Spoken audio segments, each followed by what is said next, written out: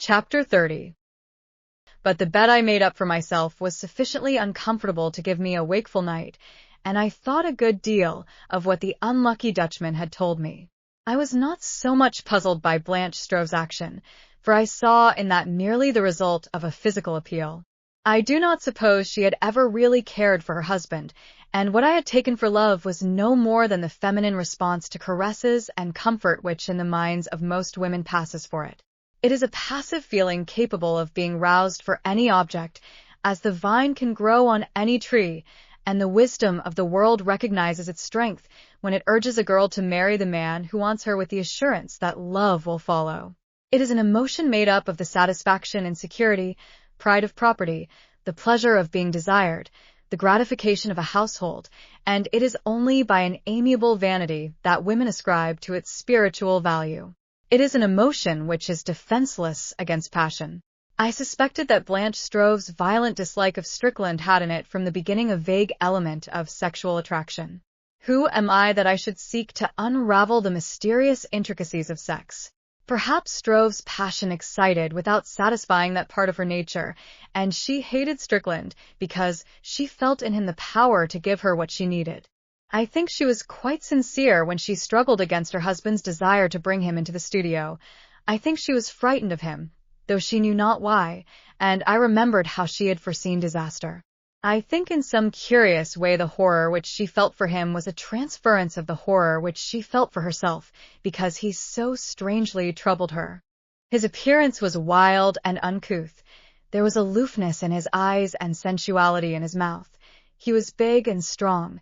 He gave the impression of untamed passion, and perhaps she felt in him, too, that sinister element which had made me think of those wild beings of the world's early history when matter, retaining its early connection with the earth, seemed to possess yet a spirit of its own. If he affected her at all, it was inevitable that she should love or hate him. She hated him, and then I fancy that the daily intimacy with the sick man moved her strangely. She raised his head to give him food, and it was heavy against her hand. When she had fed him, she wiped his sensual mouth and his red beard. She washed his limbs. They were covered with thick hair, and when she dried his hands, even in his weakness, they were strong and sinewy. His fingers were long. They were the capable, fashioning fingers of the artist, and I know not what troubling thoughts they excited in her. He slept very quietly, without a movement, so that he might have been dead, and he was like some wild creature of the woods, resting after a long chase, and she wondered what fancies passed through his dreams. Did he dream of the nymph flying through the woods of Greece with the satyr in hot pursuit? She fled, swift of foot and desperate, but he gained on her step by step, till she felt his hot breath on her neck, and still she fled silently, and silently he pursued, and when at last he seized her, was it terror that thrilled her heart, or was it ecstasy? Blanche Stroeve was in the cruel grip of appetite. Perhaps she hated Strickland still, but she hungered for him, and everything that had made up her life till then became of no account. She ceased to be a woman, complex, kind and petulant, considerate and thoughtless. She was a Maenad. She was desire. But perhaps this is very fanciful, and it may be that she was merely bored with her husband and went to Strickland out of a callous curiosity. She may have had no particular feeling for him, but succumbed to his wish from propinquity or idleness, to find then that she was powerless in a snare of her own contriving. How did I know what were the thoughts and emotions behind that placid brow and those cool gray eyes? But if one could be certain of nothing in dealing with creatures so incalculable as human beings, there were explanations of Blanche Stroeve's behavior which were at all events plausible. On the other hand, I did not understand Strickland at all. I racked my brain, but could in no way account for an action so contrary to my conception of him. It was not strange that he should so heartlessly have betrayed his friend's confidence, nor that he hesitated not at all to gratify a whim at the cost of another's misery. That was in his character. He was a man without any conception of gratitude. He had no compassion. The emotions common to most of us simply did not exist in him, and it was as absurd to blame him for not feeling them as for blaming the tiger because he is fierce and cruel. But it was the whim I could not understand. I could not believe that Strickland had fallen in love with Blanche Stroeve.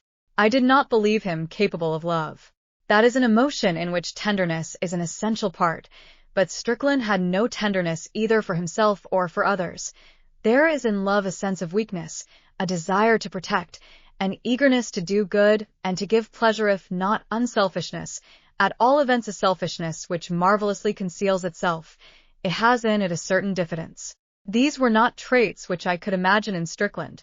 Love is absorbing. It takes the lover out of himself. The most clear-sighted, though he may know, cannot realize that his love will cease.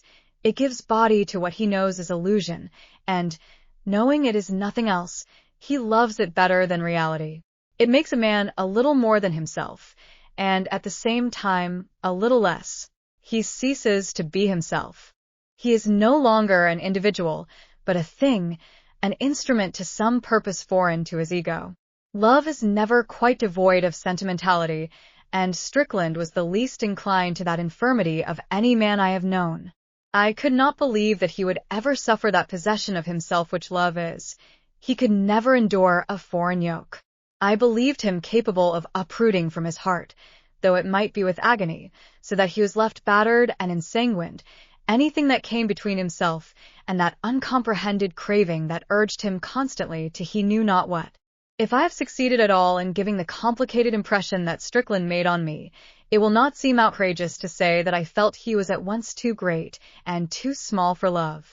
But I suppose that everyone's conception of the passion is formed on his own idiosyncrasies, and it is different with every different person. A man like Strickland would love in a manner peculiar to himself. It was vain to seek the analysis of his emotion.